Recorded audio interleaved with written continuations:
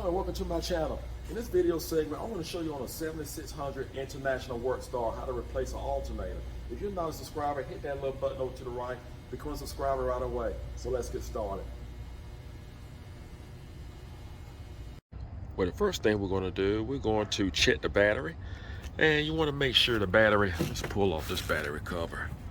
You want to make sure the battery has, it's supposed to be 12.6 volts, just sitting.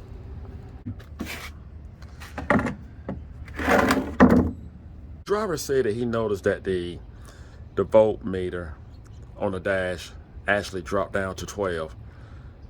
So what we're going to do now, we're going to start the vehicle and just see if we see any changes on the battery. If we do not see any changes on the battery here, make sure we're going to rule out a bad wire.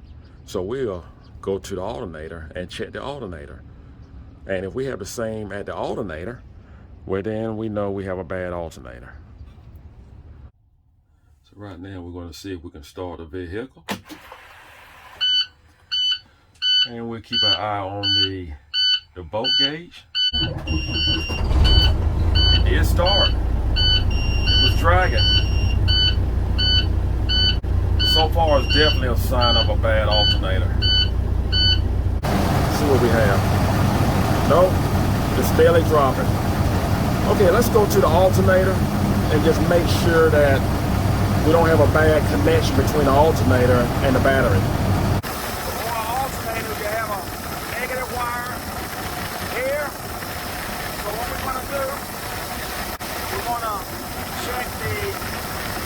Get my hand out of the way. I want to check the positive wire, the battery wire, and see if we still have the same reading.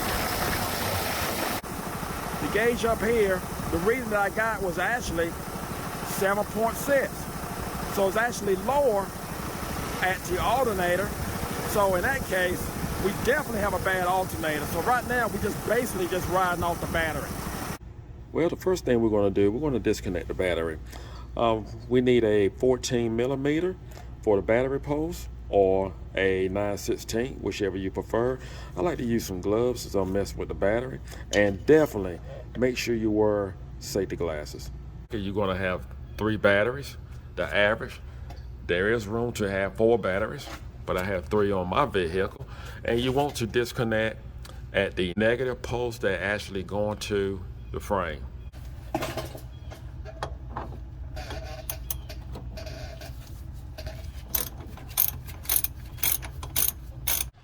And to make sure we have the battery disconnect, we're going to turn the ignition switch on. Everything is dead. Awesome. That's what we want.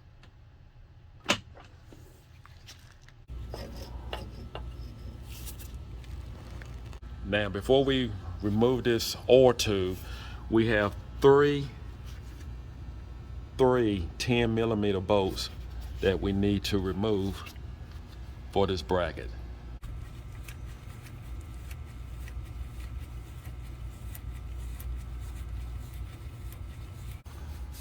But we can go ahead and get this tube.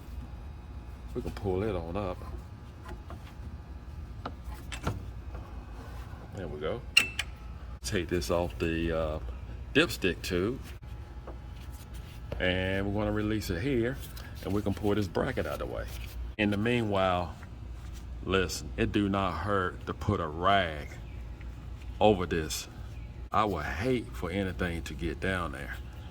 Now we can continue to disassemble with a peace of mind.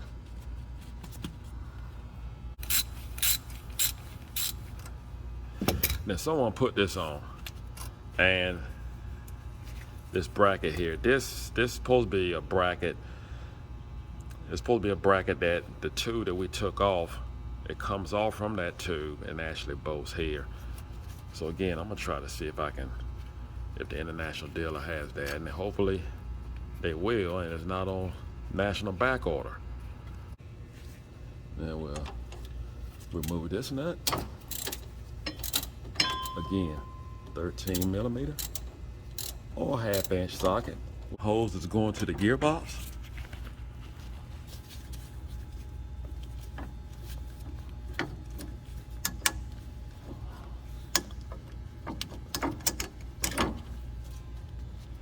Should be able to pull this bracket right up. There we go.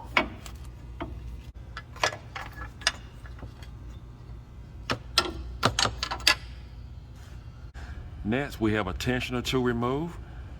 Right where the arrow is pointing, we're going to use a 15mm socket with a breaker bar. And we're just going to pull down on the breaker bar.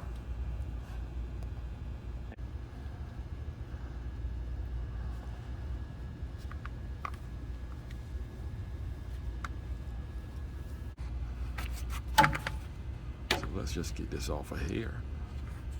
Now, before we remove the 4 bolts for the alternator with a 15mm, we need a 13mm or a 1/2" wrench to remove the positive post. That's why it's so important to disconnect your battery. Remove our hot wire. Then we can break loose the 15mm bolts.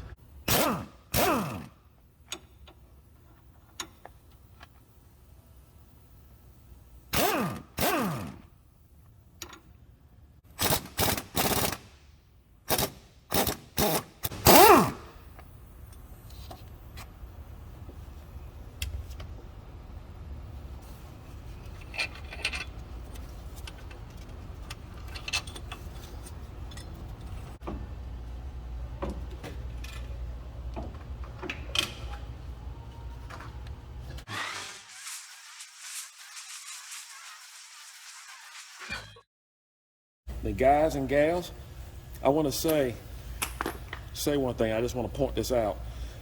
When you put on this pulley, make sure that it's tightened down real good. And you can take an Allen wrench and actually just hold the shaft and just make sure it's not loose, because it can look like it's tight and not be tight. And it can just be loose and slipping on the shaft. And if that's the case, it's not going to charge. So just make sure it's good and tight. You're not going to hurt it.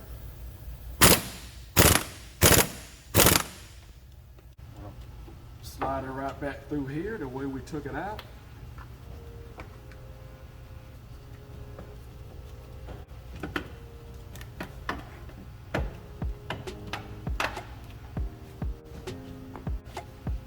We'll install back our plate.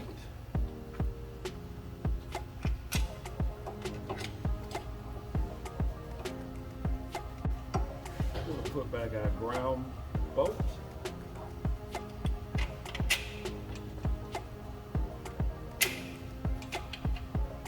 And I took time to actually clean the ground cable just to make sure that we do get good ground. Install our top 2 bolts.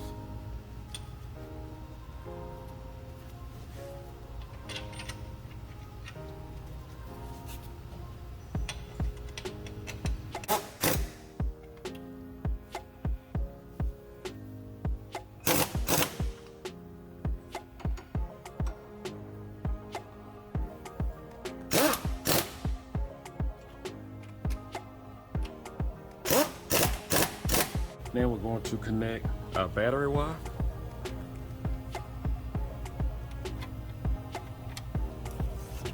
Have a lock washer and a nut.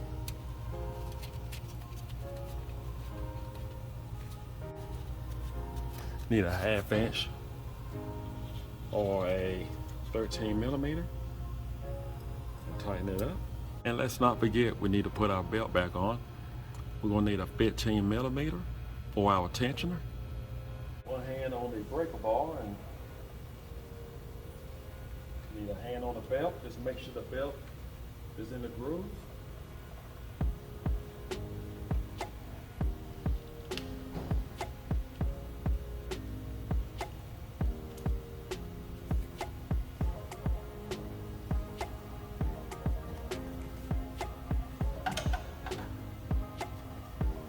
Put our oil tube back on.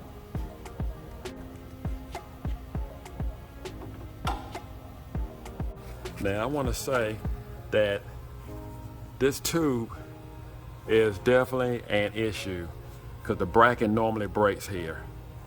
And I have a new one that's coming in, but I want to go ahead and just fire this up because this video center around the alternator. But I am not going to let this vehicle go out until I get a brand new tube, which is on its way, but it's not moving quick enough. I was hoping it would be here before I finish this video, but I just want you to know I'm just putting it up here just for the time being so I can crank the vehicle up and complete this video for you guys.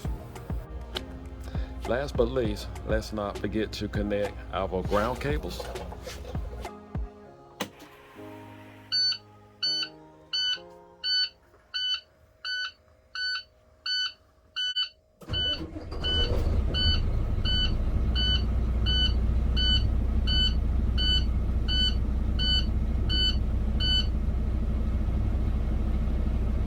That's what you want.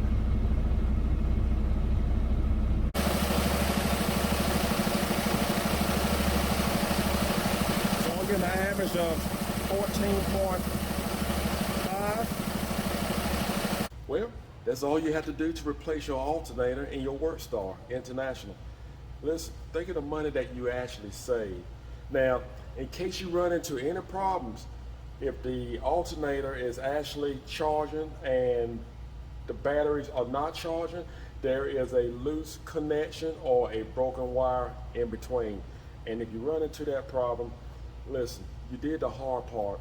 Just take it to your local dealer and just have them to actually fix that problem for you. They may have to run a cable.